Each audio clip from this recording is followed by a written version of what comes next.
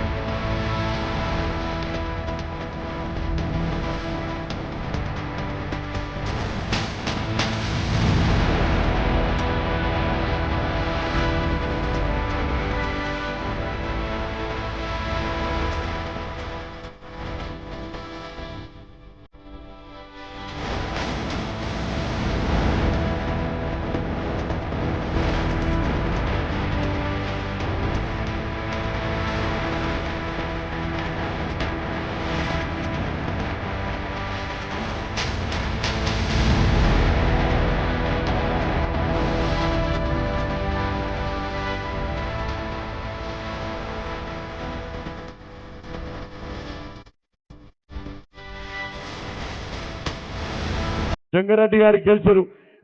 శాంతపూర్ Janata party నుంచి రైతు నాగరి గుర్తు మీద పోటీ చేసినప్పుడు కూడా జంగారెడ్డి గారు గెలిచారు.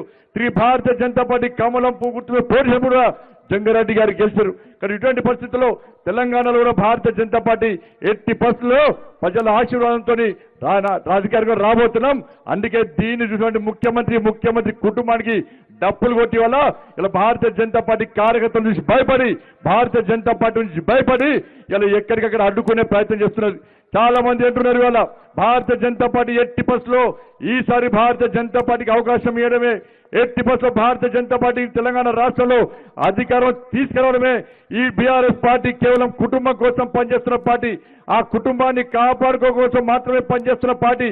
ఎన్నికల్లో ఇచ్చిన హామీలు నెరవేర్చకుండా వాళ్ళు ఏం అభివృద్ధి చేసినో చెప్పకుండా అభివృద్ధిని పక్కబెట్టి నిరంతరం మోడీ గారి తింటూ కేంద్రంలో భారతీయ జనతా పార్టీని ఊసు ఎలా ఆడి పోసుకుంటూ టైం పాస్ పాలిటిక్స్ చేస్తున్నారు తప్ప ఎన్నికల్లో ఇచ్చిన హామీలు ఏం నెరవేర్చినాం, ఈ తెలంగాణ రాష్ట్రాన్ని ఎందుకు అభివృద్ధి చేయలేకపోయినామో చెప్పలేని దుస్థితిలో ఇలా బీఆర్ఎస్ పార్టీ ఉంది.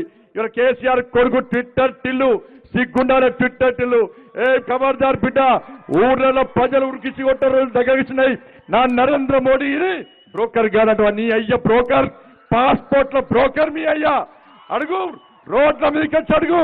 నరేంద్ర మోడీ గారి చరిత్ర ఏంది, నా జేపీ నడ్డా గారి చరిత్ర ఏంది, నీ అయ్య చరిత్ర, నీ కుటుంబ చరిత్ర ఏందో ఒక్కసారి తెలుసుకో. బజార్లకు వచ్చి ఎక్కడికైనా ప్రజలు నిలదీస్తుంటే ఇలా భారతీయ జనతా పార్టీ కార్యకర్తలను అడ్డుకునే ప్రయత్నిస్తున్నారు. కేసీఆర్ కుటుంబ పర్యటన పోతే భారతీయ జనతా పార్టీ కార్యకర్తలను 2 రోజుల పాటు అరెస్ట్ చేస్తున్నారు. ఇలా ట్విట్టర్ టిల్లు చెప్తున్నా, నీకు దమ్ముంటే రా, ఏం అభివృద్ధి చేసావో అభివృద్ధి మీద చర్చకు భారతీయ జనతా పార్టీ సిద్ధంగా ఉంది. రా, నువ్వు తెలంగాణ రాష్ట్రానికి ఏం చేస్తావు, నీకు ఓట్లేస్తే, నీకు అధికారం ఇస్తే ఏం చేస్తావు? 5 లక్షల కోట్లను మళ్ళా 5 లక్షలు చేస్తావు. కేంద్రంలో ఉన్నది భారతీయ జనతా పార్టీ ప్రభుత్వం, మోడీ గారి ప్రభుత్వం. మళ్ళా వచ్చేది మోడీ గారి ప్రభుత్వమే, ఇక్కడ వచ్చేది భారతీయ జనతా పార్టీ ప్రభుత్వమే.